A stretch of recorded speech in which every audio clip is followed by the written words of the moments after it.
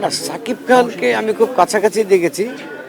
সাকিব খানের সাথে সিনেমা করার আগেও আমি একটা সিনেমা করার কথা ছিল সাকিবকে নিয়ে। সেই সময় থেকে ওকে চিনি।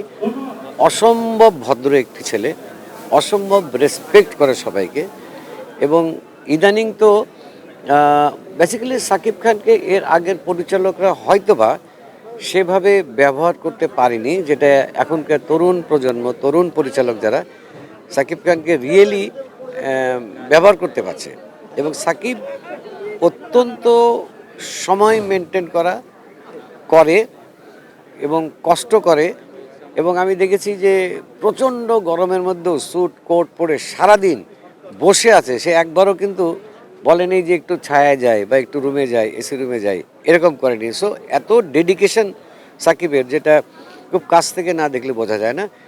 অবশ্য স্ক্রিনে দেখলেই বোঝা যায় একটা শিল্পী সে কত ডেডিকেশন থাকলে সেই চরিত্রগুলো এইভাবে ফুটিয়ে তুলতে পারে। রায়হান রাফি, যেটা বলতে পারি, রায়হান রাফি অনেক ভালো পরিচালক, আমার খুব পছন্দের পরিচালক। শিল্পীকে স্বাধীনতা দিয়ে কাজ করেন এবং ওর গল্প বলাটা এমনই যে ওর দর্শকদের নার্ভ বোঝেন। হ্যাঁ, এবং ও তো অলমোস্ট কন্টেম্পোরারি বিষয় নিয়ে ছবি বানায় প্রথম থেকেই। সো সো এটা ব্যাপক জনপ্রিয়তা পেয়েছে। তারপরের ছবি তার তাণ্ডবও তো অনেক জনপ্রিয়তা পেয়েছে। আরও কিছু ছবিও পাইপলাইনে আছে, অনেক শুটিং করছে।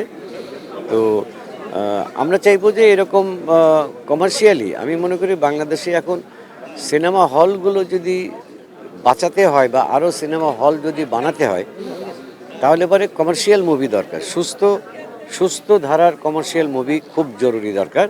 তো রায়হান রাফির মতো অনেকেই এখন, তরুণ নির্মাতা যারা আছে, তারা ছবি বানাচ্ছে এবং দর্শকদেরকে হলমুখী করছে। এটা অনেক পজিটিভ একটা দিক। তাদের জন্য আমার শুভকামনা।